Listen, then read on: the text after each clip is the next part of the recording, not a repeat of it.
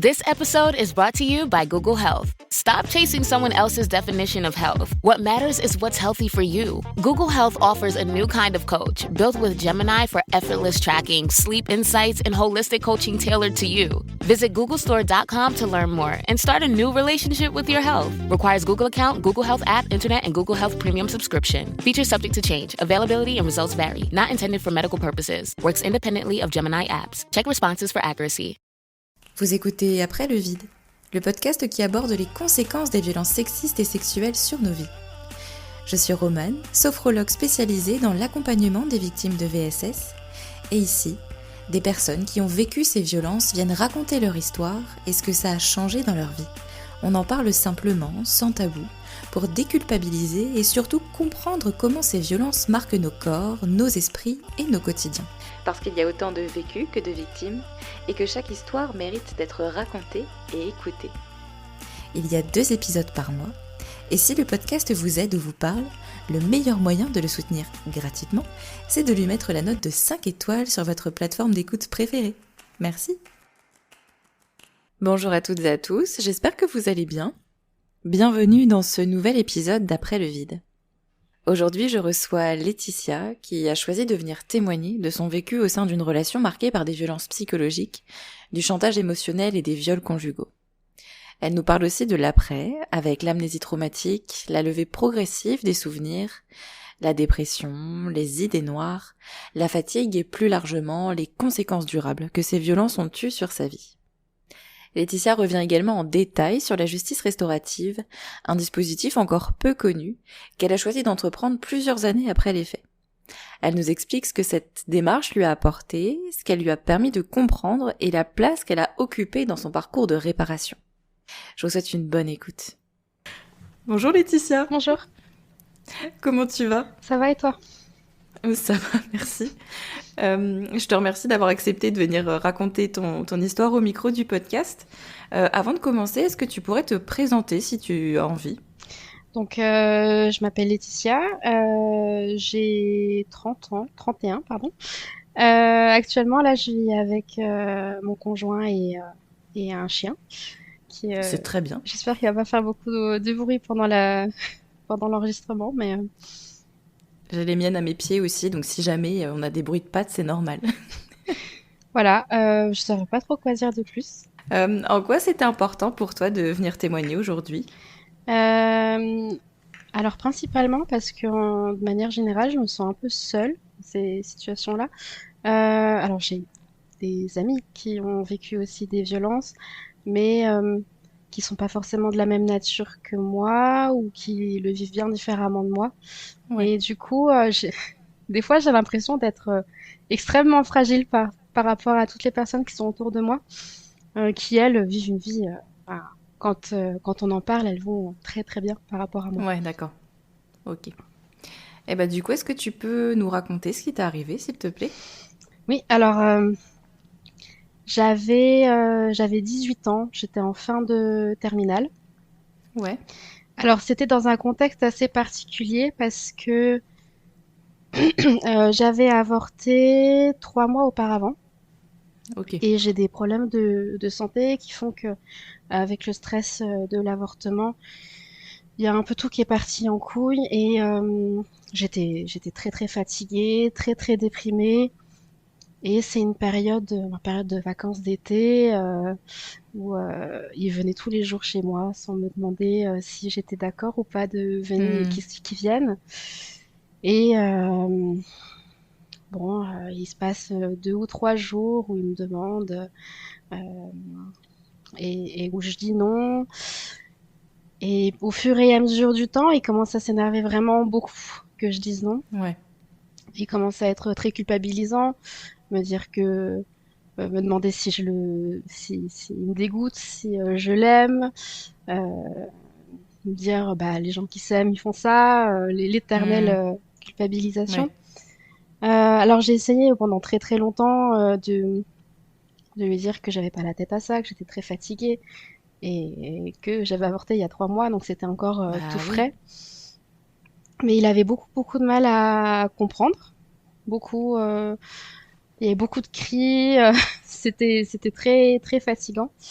C'est une période aussi où, en fait, il me demandait tous les jours, 3 fois par jour. Ok. Euh, c'était le rythme qu'il aimait bien avoir. Bon, après un avortement, déjà, en général, c'est quand même assez, un peu trop fréquent pour moi. Mais en plus, après un avortement, c'était d'autant plus difficile. Ouais, bah oui. Donc, à force, j'ai fini par laisser faire, me dire, bon, bah, vas-y, je le laisse tranquille, Hmm. une fois, 2 fois. J'essayais de compter les jours en me disant, bon, bah là, ça fait 3 jours qu'il s'est rien passé. C'est normal qu'il soit un peu insistant, donc on va laisser faire. Mais bon, ça a pas changé la fréquence des demandes. C'était toujours 3 fois par jour. Alors j'ai trouvé des méthodes pour le distraire, pour essayer de temporiser entre chaque Ouais. fois, mais bon, à force de recevoir des cris, c'était très usant. Et en fait, j'étais dans l'optique, je fais ça pour avoir la paix après. Oui, bah oui, c'est ça, c'est céder pour que ça se passe plus vite, sauf qu'évidemment, si tu donnes pas ton consentement à ce moment-là non plus, quoi. C'est ça. Et puis alors j'ai mis beaucoup de temps à m'en rappeler parce que j'ai eu un mélange d'amnésie et de déni. Mais je me rappelle que j'ai très très vite commencé à avoir beaucoup de douleurs. Ouais. Et alors, il y a des fois où je lui demandais de s'arrêter et puis il me disait attends, j'ai bientôt fini. Hmm. Donc je devais faire prendre mon mal en patience.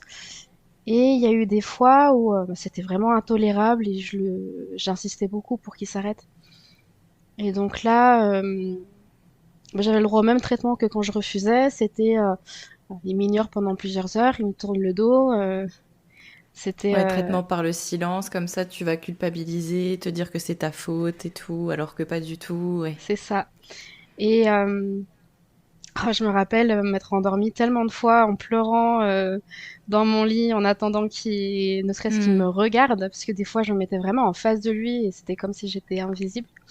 Ouais. Quand je me réveillais, il allait mieux, mais du coup il redemandait à nouveau à ce qu'on fasse des choses, donc c'était pas non plus très plaisant. Et ouais, j'ai dû avoir, je pense, 5 ans d'amnésie. Ok. C'est la levée d'amnésie, elle s'est faite sur une conversation banale avec une amie où j'ai sorti dans le plus grand des calmes. Ah bah oui, mais moi, mon ex, il m'a forcé. Hmm. Et je suis rentrée le soir et puis j'ai réalisé ce que j'ai dit et il y a tout qui est ressorti. Alors il y a beaucoup de choses dont je me rappelle pas parce que j'ai des amis qui me racontent des choses maintenant avec le Ouais. recul qui me disent ah c'est vrai que tu m'avais raconté ça et je me rappelle toujours pas. Euh, donc Ouais, c'est tu peux avoir des souvenirs par d'autres personnes, enfin des souvenirs, tu les as pas forcément, mais en tout cas, ouais, on te rappelle des faits que toi tu ouais. t'ignores complètement, ouais. A priori, je leur ai raconté des choses pendant que j'étais dans l'amnésie, qui, ben, tout seul, on prête pas attention à ça, mais une fois qu'on Ouais. connaît les faits, Hmm. tout de suite, on se pose des questions. Ouais, ouais, ouais. Donc, bon, j'ai encore il y a quelques mois, on me ressort des choses que j'ai racontées, que je savais pas. Donc, c'est assez spécial quand même, les levées d'amnésie, parce que c'est Hmm. d'un côté très violent, très flou, et il y a tout cet entourage-là, quand on parle, qui disent, bah ouais, ouais, mais ça, tu m'en as déjà parlé à l'époque. Ouais. Et ouais, j'ai du mal à... C'est difficile à gérer ce genre de choses-là. Bah ouais, c'est clair. Parce qu'à la fois, t'as les quelques souvenirs que tu peux avoir, et en même temps, on te rappelle des choses que t'as pu dire, et toi, tu te dis, bah merde, comment j'ai pu oublier ça, je pense. C'est ça. C'est assez. Tu peux peut-être culpabiliser, mais c'est vraiment pas de ta faute, quoi. Ouais, j'ai eu beaucoup de culpabilité pendant très longtemps parce que, en fait, j'ai passé plusieurs années à me dire qu'ils pouvaient pas savoir que je voulais pas. Hmm. Alors maintenant, avec le recul, je me dis quand même, j'ai quand même dit que j'avais pas la tête à ça, que j'avais pas envie.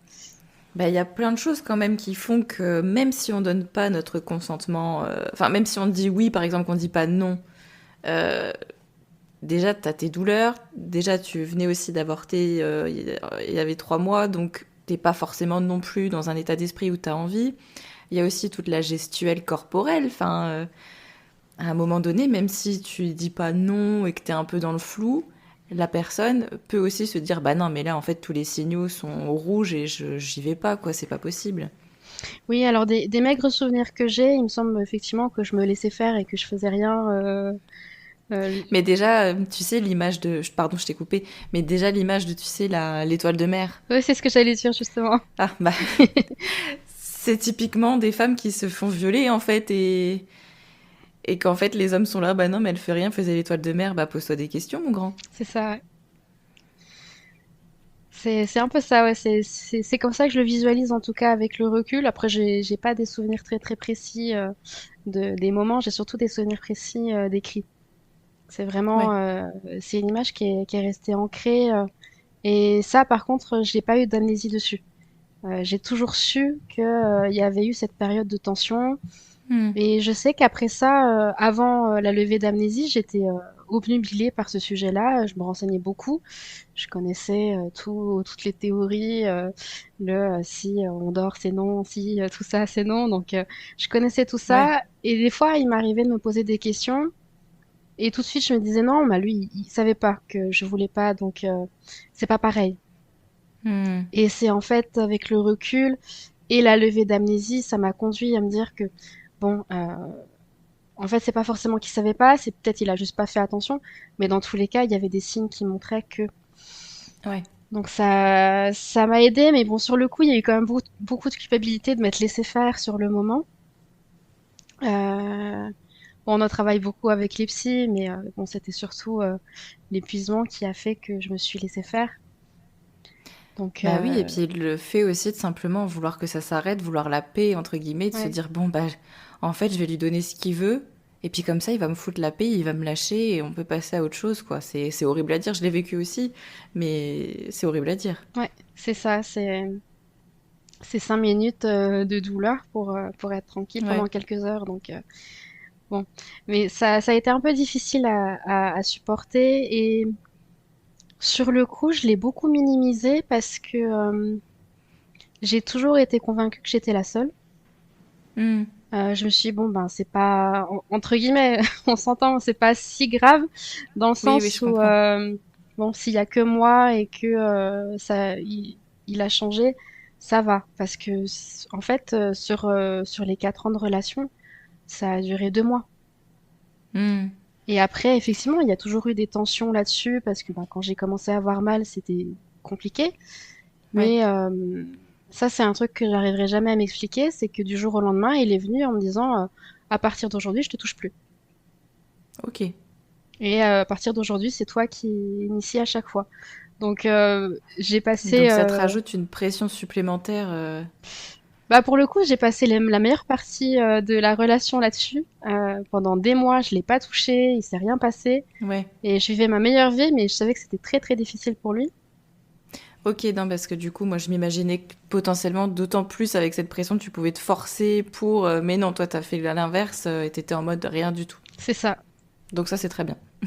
Et c'est ce que j'ai du mal à concevoir, c'est que il y a eu 2 mois qui ont été terribles et ensuite plus rien. Hmm. Et ça, j'ai jamais su me l'expliquer. Je pense que j'aurais jamais de réponse à ça. Ouais, C'est ce qui est le plus difficile, c'est de pas avoir de réponse, ouais, c'est clair. parce que je l'ai quand même confronté. Alors Ok, par message. Ce jour-là, je m'étais planquée dans ma chambre. Il y avait mon conjoint qui était dans le salon. Je lui ai demandé de pas rentrer, de me laisser tranquille. ouais. Et bon, j'ai pas eu les résultats que j'attendais. Il était très froid, très sec. Tout s'est fait par message. J'ai pas entendu sa voix, je l'ai pas vu, rien. Mais je le sentais. Hmm. Et bon, il m'a quand même dit que bon, ok, mais il va falloir, enfin, c'est pas de ma faute, il va falloir apprendre à vivre avec, quoi. Donc, moi, en fait, tout ce que j'attendais, c'était des excuses. Oui, bah oui. Mais il a pas été très, ah, merde, je sais plus le mot. Bah, il a pas pris ses responsabilités, quoi. Il a C'est pas ça, reconnu que toi, t'étais responsable de rien, mais c'est que ça. lui était responsable de tout ce qu'il t'avait fait. Mais malheureusement, le jour où ils assumeront, Oui. on sera plus là. Je crois que ça n'arrivera pas. c'est ça. C'est vraiment ça, le fait de prendre ses responsabilités, parce que bon, après, sur le reste de la relation, j'avais beaucoup de colère à Hmm. l'intérieur. Je pense que c'était dû à ça aussi. J'ai été très méchante avec lui. J'étais tout le temps en colère, il y avait jamais rien qui allait. Je pense que De la pendant... violence, enfin, de la violence. Tu disais que t'étais très méchante, mais du coup, t'avais des réactions qui étaient, enfin, peut-être des, tout c'était très réactionnel en fait. À un moment donné, tu peux pas non plus tolérer quand on te manque de respect, quand on te met la pression à ce point-là.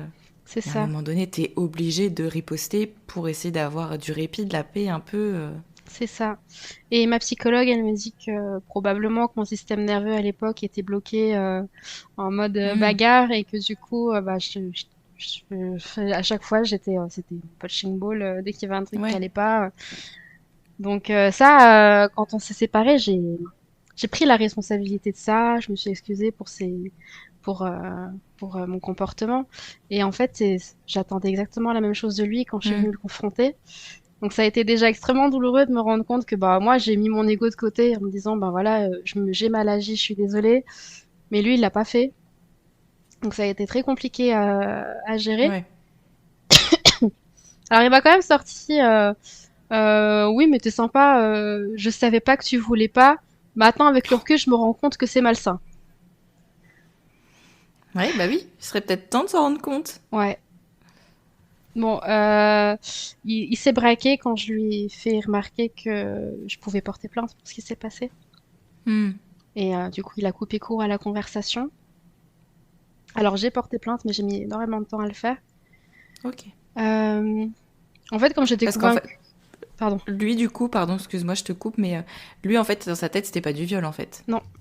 Comme il savait pas, C'était, c'était juste bon bah, je savais pas, hein, je voyais vraiment pas du tout que ça n'allait pas du tout de ton côté. c'est Ce ça. n'est pas du viol. Non, non, non, je me désolidarise de ce mot. Fallait me dire que t'étais pas d'accord.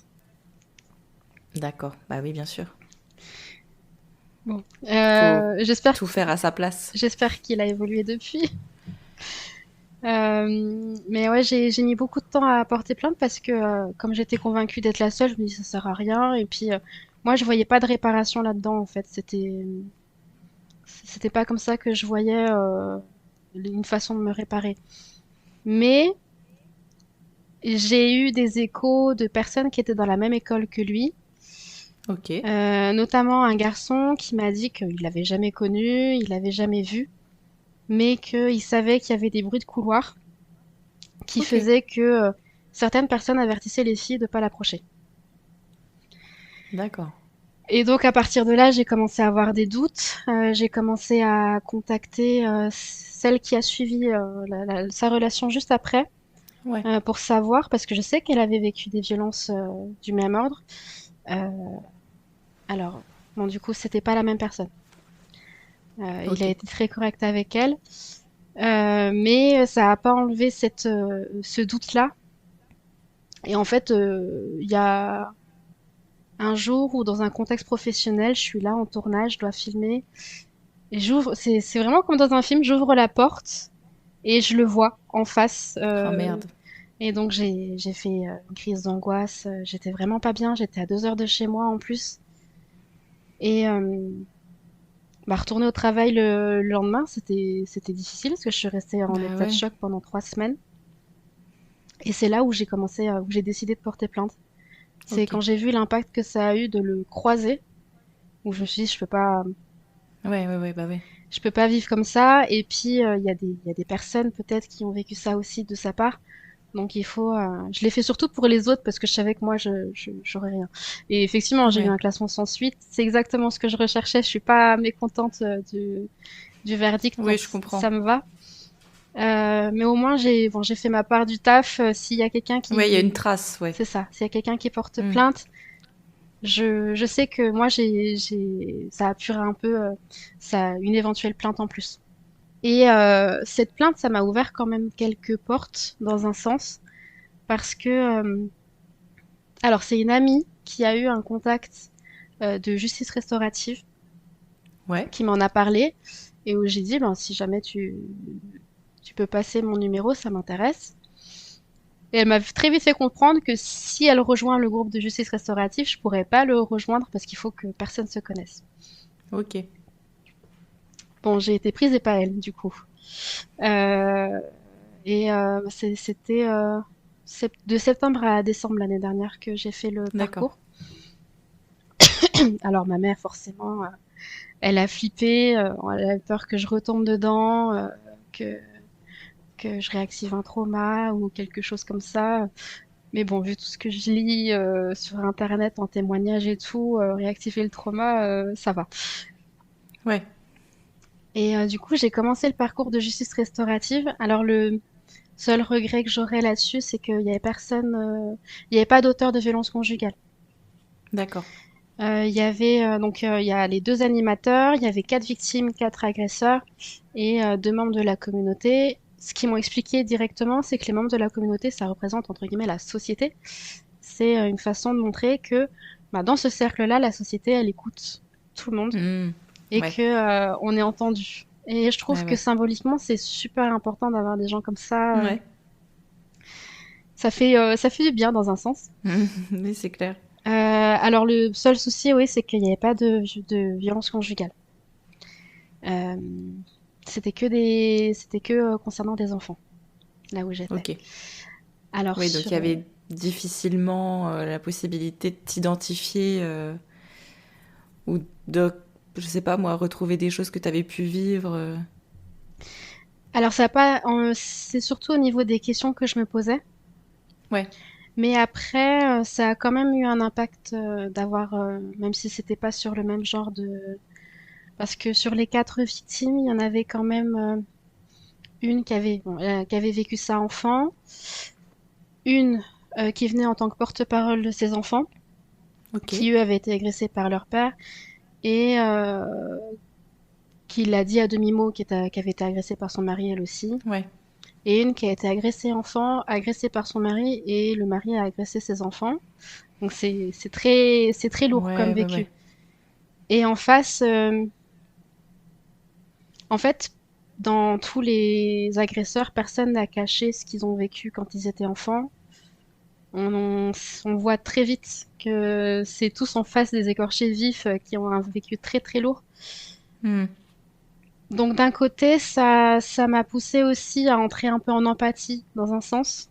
Ok. Alors pas forcément pour ceux qui font des viols conjugaux, mais plus pour ceux qui ont déjà vécu ce genre de traumatisme-là et qui l'infligent à d'autres.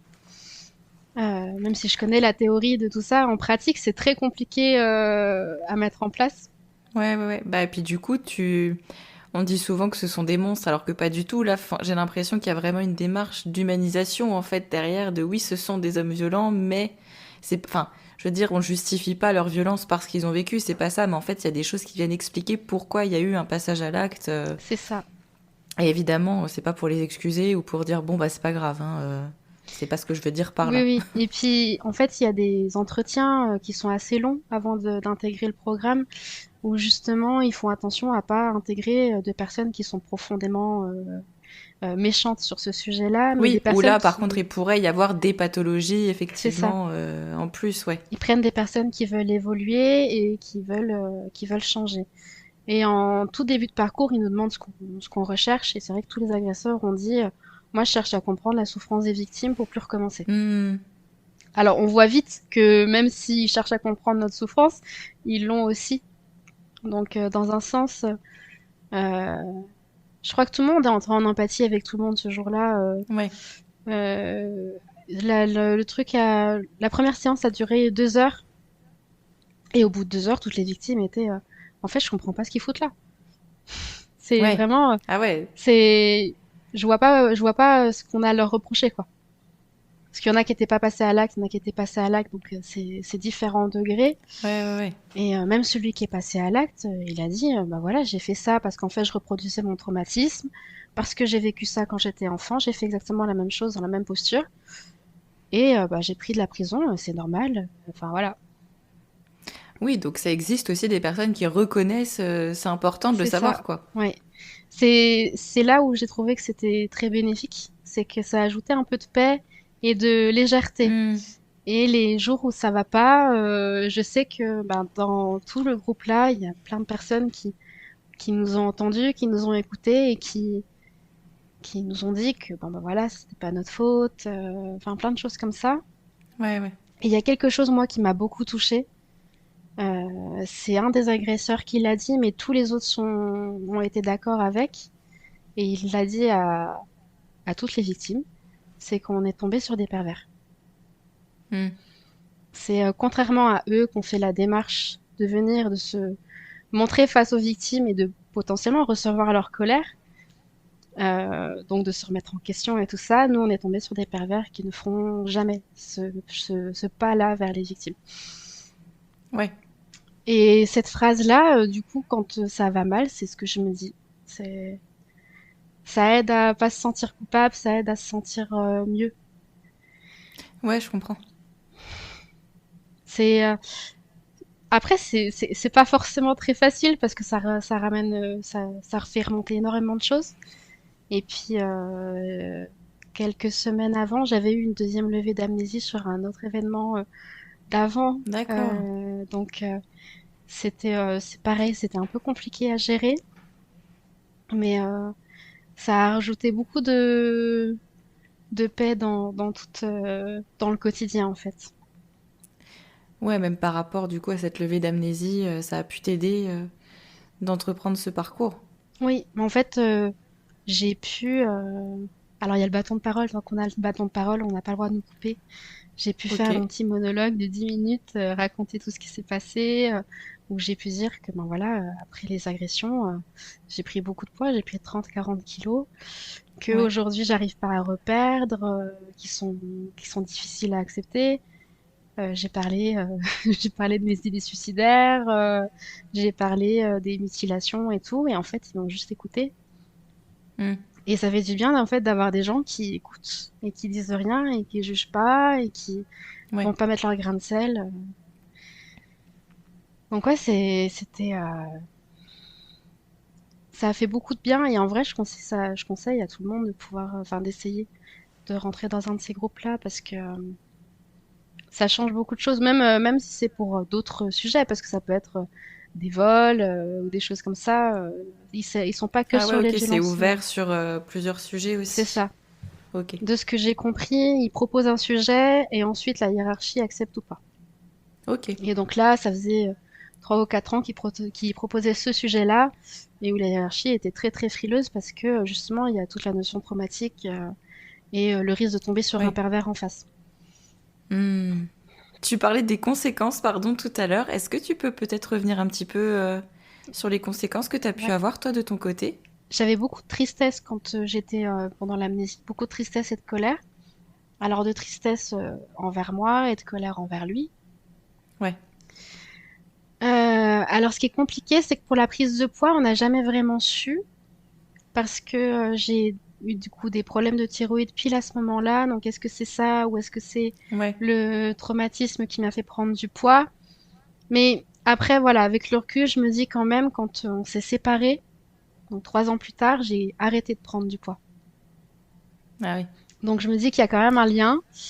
Ouais. Mais j'étais à une période où je prenais 1 kilo par mois et j'avais beau faire tout ce que je voulais, je continuais à prendre du poids, à prendre du poids, à prendre du poids Hmm. et je comprenais pas d'où ça venait. Je faisais du sport, je mangeais peu, je mangeais des légumes, enfin je faisais tout ce qu'il fallait faire et je continuais à prendre du poids. Et maintenant, je me demande si c'est pas des kilos émotionnels en fait, Hmm. ou une carapace, ou je sais pas, mais quelque chose du genre. Après, les idées noires, j'en avais déjà quelques-unes avant. Je crois que depuis mes 12 ans, j'ai des idées Ouais. noires. Mais ça s'est Bienvenue au intensifié. club. Super. Super, ouais. Ça s'est intensifié après, en fait.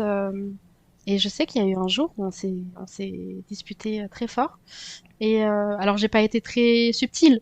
J'ai dit que j'avais envie de m'enrouler autour d'un arbre en conduisant. Et en fait, bah, il a essayé de me quitter ce jour-là.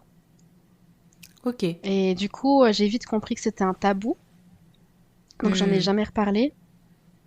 Mais c'est jamais parti, ça a toujours été là. J'ai toujours eu ces idées-là, Ouais. d'autant plus en étant avec lui. Et c'est sur la fin de la relation, je crois que 2 ou 3 semaines avant qu'on se sépare, j'ai commencé à à me faire du mal. Alors ça avait commencé par des coups de ciseaux ou de couteau au niveau des côtes. Alors, Ok. j'ai réfléchi l'endroit pour pas que ça se voit, en me disant cet été je serai en maillot de bain avec ma mère, faut pas qu'elle le voie, donc je Hmm, l'ai caché en sous le maillot de bain. ok. Et après, ça m'allait pas cette méthode-là, donc j'étais passée sur la strangulation, ce qui a beaucoup interpellé ma psy parce que c'est quand même pas la méthode très commune. Euh, Bah ouais. j'ai fait ça pendant quelques années, mais bon, j'ai arrêté avec mon conjoint actuel qui avait beaucoup de mal avec ça et je sentais que ça le mettait, il était pas bien à l'idée de. Ouais. Donc j'ai fini par arrêter, mais du coup ça avait accentué mes crises d'angoisse. J'ai fait beaucoup de crises d'angoisse. Alors quand j'étais au maximum des crises d'angoisse, j'en faisais deux grosses et une petite. Alors les petites, c'était convulsions et difficulté à respirer pendant moins d'1 heure. Les Ok. grosses, ça durait plus d'1 heure et je faisais des apnées et des bonnes grosses convulsions. Ouais, J'arrivais ouais, plus à marcher, des... quoi. Donc c'était très très violent. Ouais. Euh, je sais que j'avais vu un psy à l'époque, mais ça avait pas matché. Parce qu'il passait son temps à essayer de vendre ses services pour mes amis qui fument. Et quand on avait parlé de l'avortement, il m'a demandé si je croyais en l'existence de l'âme. Et j'avais dit que non. Et il m'a dit que mon enfant, il était arrivé, que j'étais pas Oh non. prête, donc il est reparti. Pardon. Donc j'ai plus repris rendez-vous. C'était, Excuse-moi, mais comment tu peux être psychologue et sortir ce genre de truc? il était un peu barré C'est quand même. tellement culpabilisant, même pour toi en tant que patiente. On te dit, bah t'étais pas prête, donc ça veut dire quoi que sous-entendu, bah tu le tues parce que toi t'es. Enfin, c'est complètement Ouais. débile, quoi.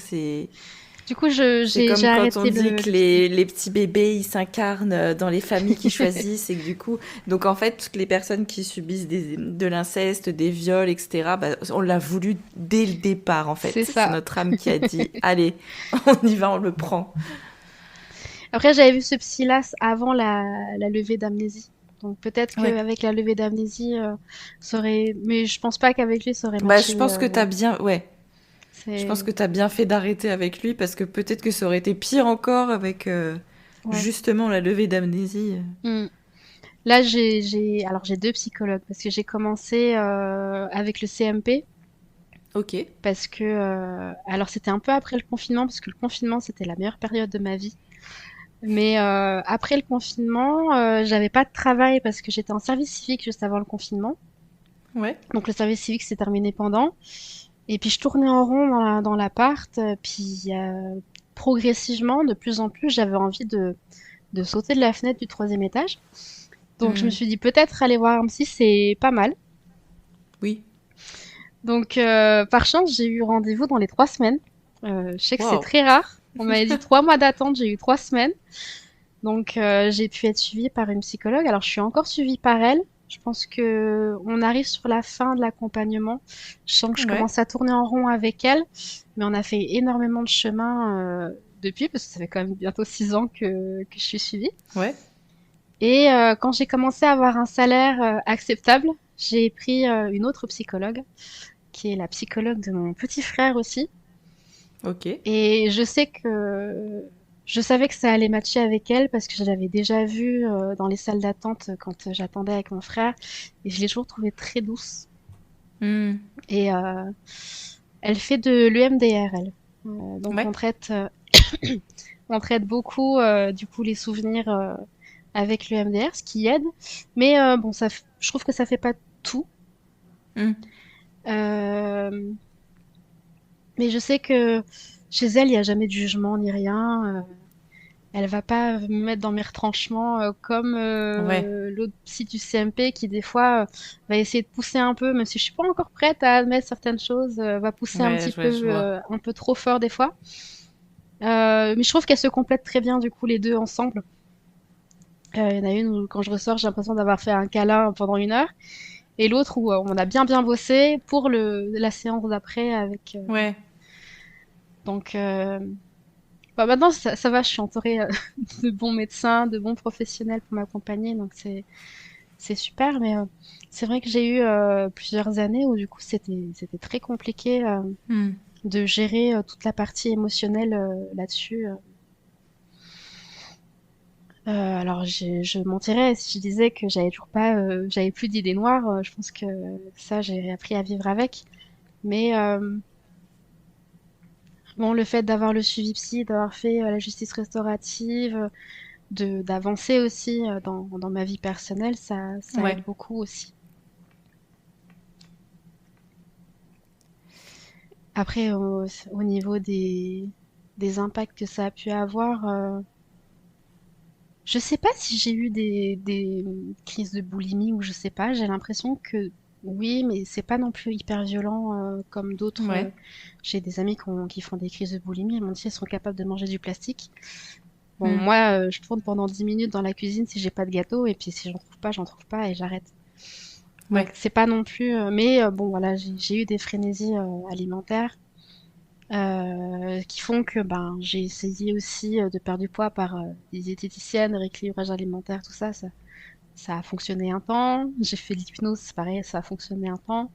Ouais. Là, j'ai changé de stratégie. Je suis passée chez une diététicienne qui prône la non-restriction. Hmm. Donc, ce qui fait que Ah, c'est bien. quand on dit il faudrait éviter le lactose, j'ai pas le droit. C'est la diététicienne, elle a dit j'ai pas le droit. Et du coup, on axe tout sur l'émotionnel. Donc, on travaille encore. C'est une troisième psy en fait. Ouais. On travaille tout l'émotionnel, tout ce qui se passe dans la vie sur pourquoi j'en suis arrivée là, sans jugement ni rien. C'est, Hmm. ça fait beaucoup. Ah, j'ai l'impression que malheureusement, ça fait toujours beaucoup, surtout quand on raconte et ouais, qu'on se rend compte de tout ce qu'on a traversé Ouais. depuis, c'était à tes 18 ans, t'as 31 ans, donc oui, Mm. ça fait quand même du chemin parcouru déjà depuis tout ça. Oui. Euh, je reviens alors tout au début, je fais Mm. un gap. Est-ce qu'il y avait des violences avant que tu vives des viols avec cette personne? Avec lui, Ou vraiment ça s'est fait du jour au lendemain, si je peux dire ça comme ça, alors et que ça a basculé il y avait des pics et des moqueries. Ouais. Ça, Donc déjà de la violence psychologique finalement. ouais, ça s'est ressorti un peu avec la diététicienne justement. Elle m'a fait D'accord. faire une frise chronologique de tous les événements désagréables de ma vie, même le plus minime. Ah, c'est intéressant ça. Et alors, pas avec lui, mais avec mon premier petit ami. À un moment, elle m'a regardée, elle m'a dit, mais vous avez une estime de vous qui est quand même très faible. Donc ça m'a fait un peu une gifle, mais j'ai dit effectivement, c'est vrai. Ouais. Et en fait, avant les violences, il y avait quand même, si j'étais en colère, ah bah elle a ses règles. Ou alors, est-ce que tu veux un tour de magie? Pouf, t'es célibataire. C'était vraiment des choses comme ça, Ouais. très lourdes, que j'associe à un manque de maturité parce qu'il avait 2 ans de moins que moi. Ok. Et à chaque fois, je me suis dit, bon, ça, il a encore un esprit de gamin. Et du coup, je l'excusais en quelque sorte. Hmm. Mais maintenant, avec le recul, effectivement, il y a quand même Ouais, des de toute façon, signes. c'est qu'avec le recul que tu peux te rendre compte, parce que déjà, t'étais très jeune, lui, il était aussi jeune. Ouais, Donc, t'analyses pas la situation comme tu l'analyses aujourd'hui au moment où tu la vis, quoi. c'est ça, Puis c'est vrai qu'on a toujours tendance à dire que les garçons, ils sont moins matures que nous, les filles. c'est Ils ça. sont un peu plus, hein, et puis nous, on est toujours plus matures. C'est exactement ça. Mais oui, on voit que avec le recul, quand je regarde, il y avait effectivement un terrain un peu propice, le manque Hmm. d'estime de soi, plus le fait que bon bah les petites moqueries comme ça, je les avais acceptées, j'avais jamais rien dit.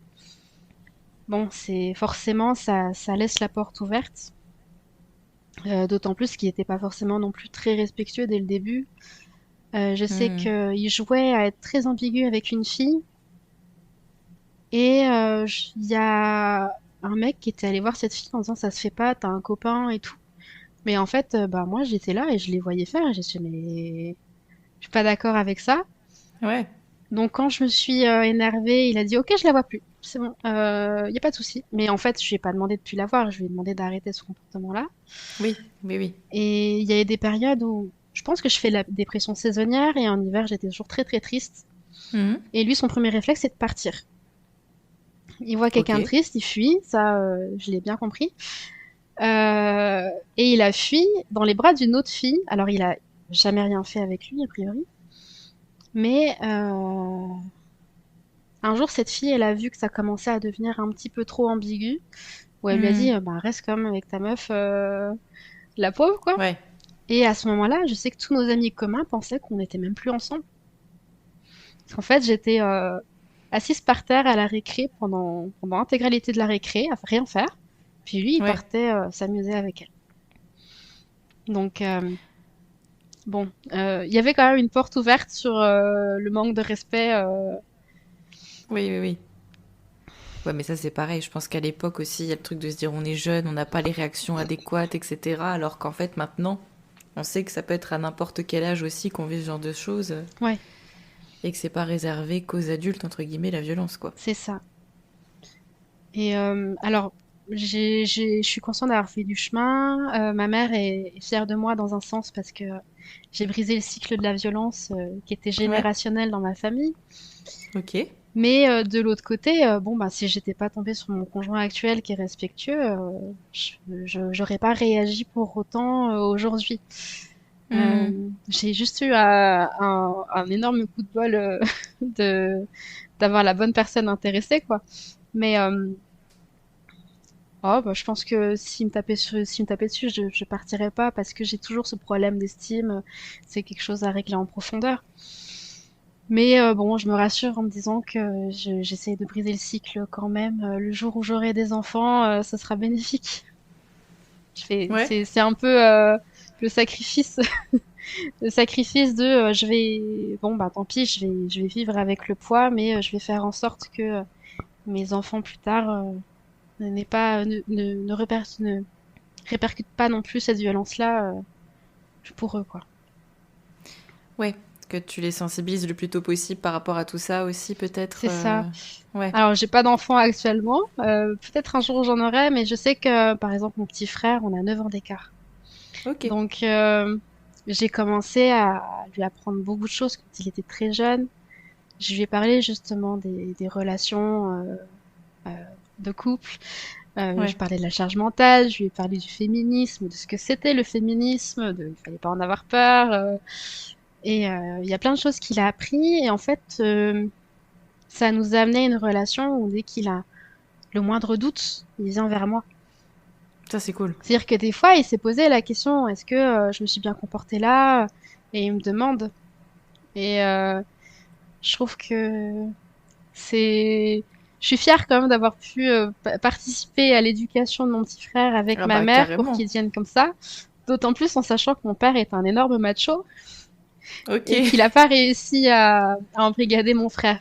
Donc je suis vraiment fière de ça et de ce qu'il est devenu du coup en tant que personne. Ouais. Je trouve que c'est important de sensibiliser tout de suite les enfants, même quand ils comprennent pas encore. Ouais. Comment ta famille a réagi quand tu leur en as parlé? Si tu l'as fait. Alors Vu que tu parles de ton petit frère. j'en ai parlé à mon frère assez tôt, mais j'ai mis du temps parce que il aimait beaucoup mon ex. D'accord. Et bon, il savait qu'il se passait quelque chose, il savait qu'on se parlait plus, mais je lui ai dit qu'il était encore trop jeune pour Ouais. ça. Et puis, il a le même problème que moi, maintenant beaucoup moins, mais quand il était plus jeune, il absorbait la souffrance des gens, ce qui Hmm. fait que je voulais pas lui en parler trop jeune. Alors quand je lui ai dit, il m'a dit t'aurais dû me le dire tout de suite, c'est un gros connard, je vais plus lui parler, ben voilà. Classique. Euh, J'en ai parlé à ma mère le jour où j'ai porté plainte, enfin Ok. un petit peu moins, un petit peu plus tard parce que le jour où j'ai porté plainte, c'était le jour du décès de son papa, donc je l'ai un peu préservé. J'ai attendu Ouais, 2 ou 3 jours. d'accord. Mais les choses ont fait que il a fallu que je l'annonce très vite parce que mon frère venait de se faire retirer son permis, donc il fallait pas que, enfin, il fallait que je le dise avant qu'elle sache pour mon frère, Ouais. sinon j'oserais pas lui dire. Alors ça l'a attristée, elle m'a demandé des informations, des détails et tout ça. Et dans un sens, elle était un peu matrixée au début en disant les hommes, ils ont quand même des besoins.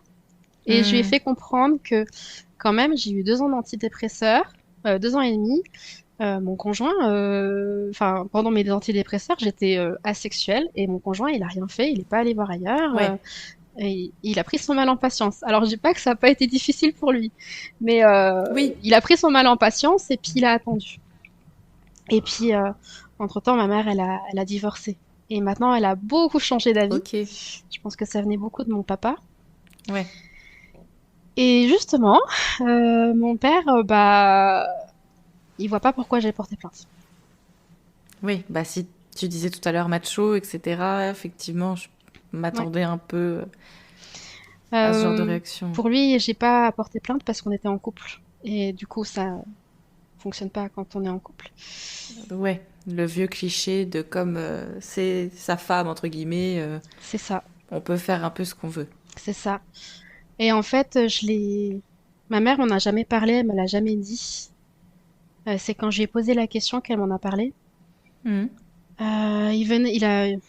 Ils vivent très très loin. Parce que ma grand-mère, quand son père est parti, elle a rejoint. Ma mère, quand son père est parti, elle a rejoint ma Ouais, grand-mère, du coup à 700 kilomètres. d'accord. Et mon père a suivi. Et du coup, j'étais pas là. Enfin, je voyais pas trop ce qui se passait. A priori, elle en a beaucoup discuté avec mon père, mais mon père n'a jamais compris. J'ai Mhm. jamais compris pourquoi j'avais porté plainte, en quoi ça me rendait légitime de porter plainte.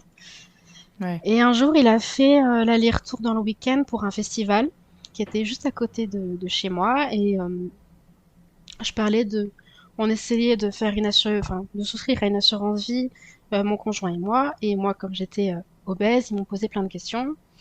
Donc Mhm. j'ai eu des questions par rapport à mon IMC.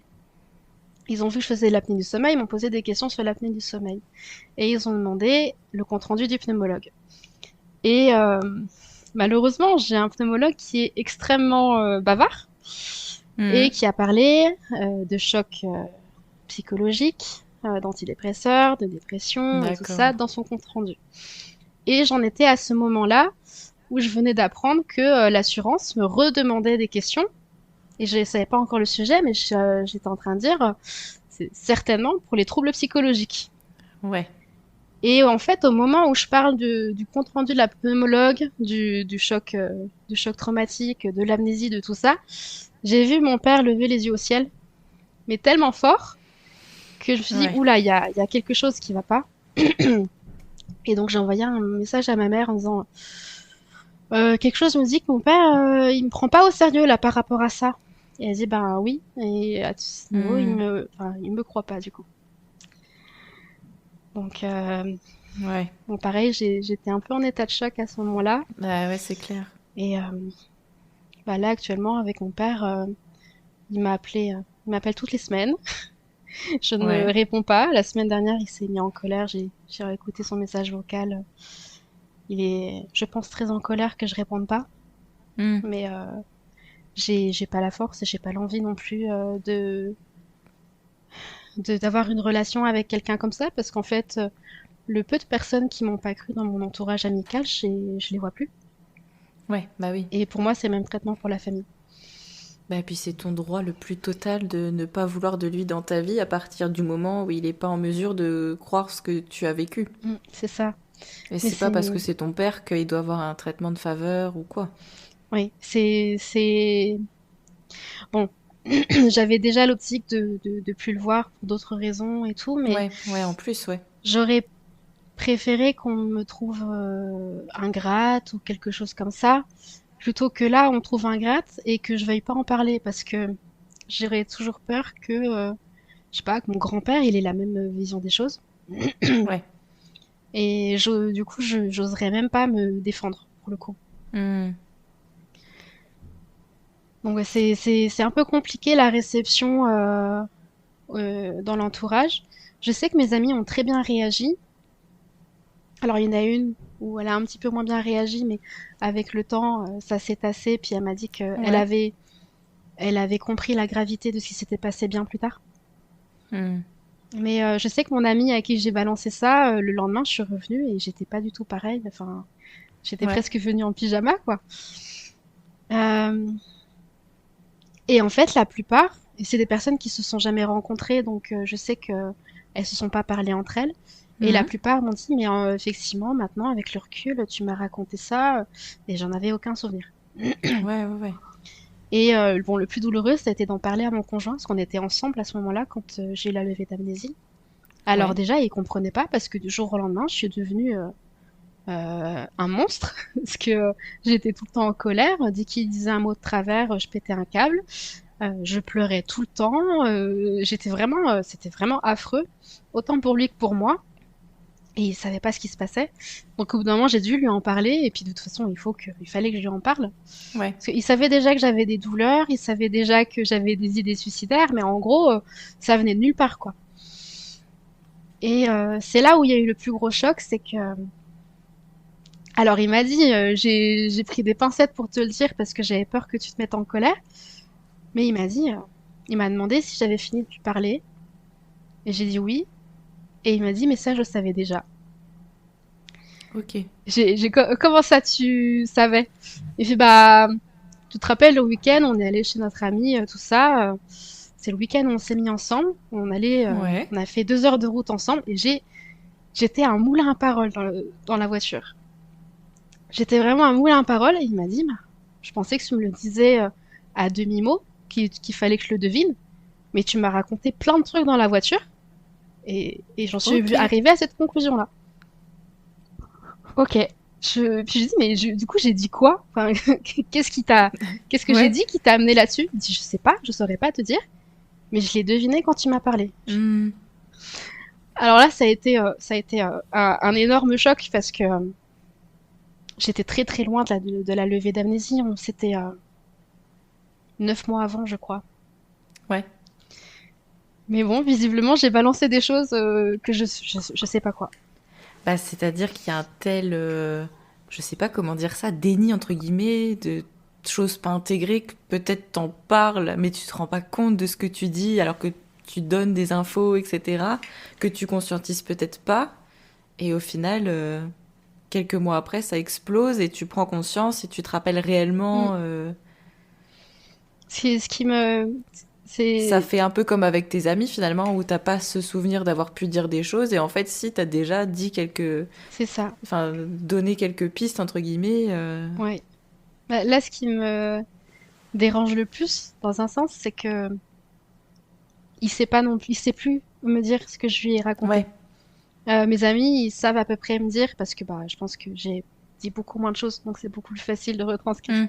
Mais lui, il est incapable de me dire et je saurais pas quoi, je saurais pas ce que tu m'as dit, Ouais. mais et c'est vrai qu'au début, il me disait beaucoup, mais en fait, je peux pas deviner ce que tu veux dire parce que quand on s'est mis ensemble, j'allais très très mal. C'était vraiment Mhm. pire moment de ma vie. Et je disais, là, j'ai la sensation que je vais m'effondrer.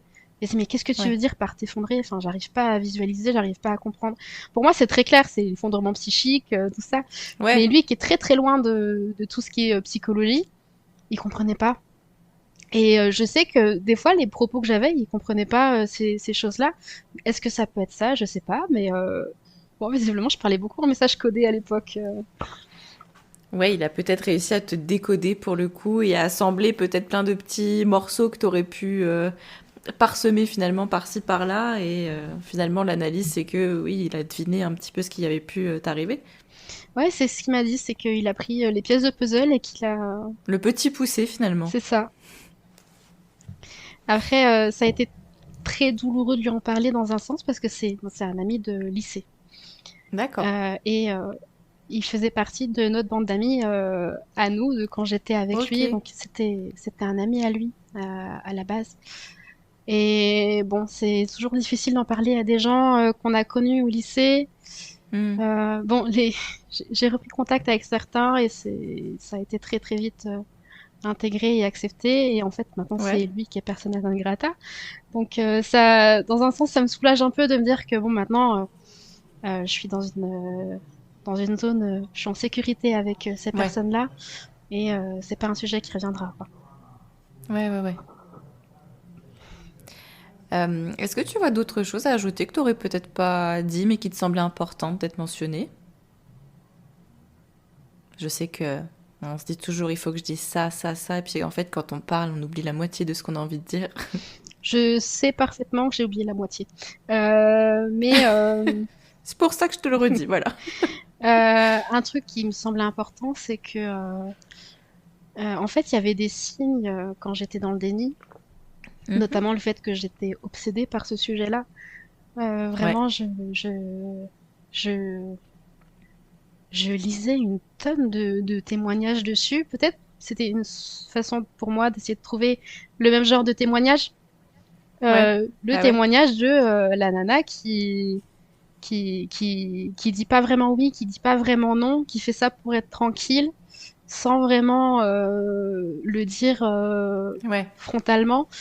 Peut-être que c'est un témoignage comme ça que j'attendais, mais bon, dans tous les cas, être obsédé par ce sujet-là pour zéro raison, Oui. ça devrait déjà interpeller.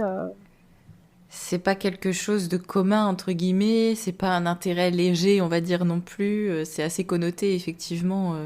C'est ça. Et je sais que À moins j'avais. d'être dans des études où, effectivement, tu vas Oui, étudier tout ça. Je veux dire, là, ok. Mais c'est vrai que c'est pas quelque chose où de soi-même on se dit, bon, bah, tiens, au fait, c'est ça. alors. Et puis il y a un moment maintenant où je pense pas que je le re-regarderai ce film parce que j'ai pas vraiment aimé, mais j'avais regardé Irréversible avant la Ouais. levée d'amnésie, mais après la relation, et j'étais là, je dis ouais bon, m'en fous Ouais. quoi. J'avais rien ressenti et tout. Et en fait, ça c'est un truc, oui, dans les effets que j'ai, c'est que je suis extrêmement coupée de mes émotions. Ouais. Je ressens rien. Et quand on me parle de ce sujet-là, je ressens rien. Alors, sauf si on me renvoie, moi, ce que j'ai vécu et qu'on me dit le fameux mot, je ressens rien. Et ça, par contre, les deux premières séances de la justice restaurative, j'ai chialé, mais comme Ouais. jamais. Et les gens étaient mais désemparés parce qu'en fait, ils étaient tous très calmes et moi, je pleurais, je pleurais, je pleurais, je pleurais.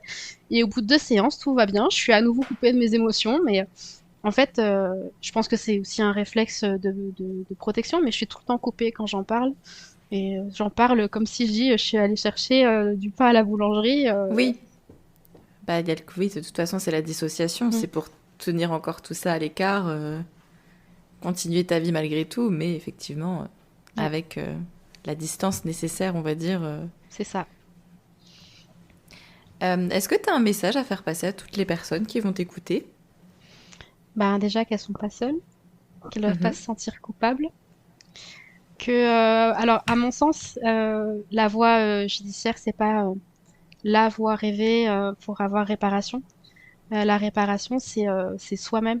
C'est pas Mhm. vis-à-vis de la société, c'est vis-à-vis de soi. Ouais. Et moi, j'ai trouvé une forme de réparation par la justice restaurative, justement, d'avoir été écoutée par des gens, donc par les membres de la communauté qui représentent la société, mais surtout par des agresseurs qui sont capables d'écouter ce que tu as à Mm. raconter et d'accepter ce que tu as ressenti.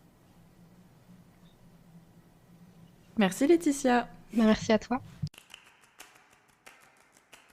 Encore un grand merci à toi Laetitia. T'es pas toute seule, loin de là, et on te croit. Et si vous aussi vous avez envie de raconter votre histoire au micro du podcast, vous pouvez me contacter sur Instagram ou par mail à l'adresse suivante aprèslevide.podcast@gmail.com. À dans 2 semaines pour le prochain épisode d'Après le vide.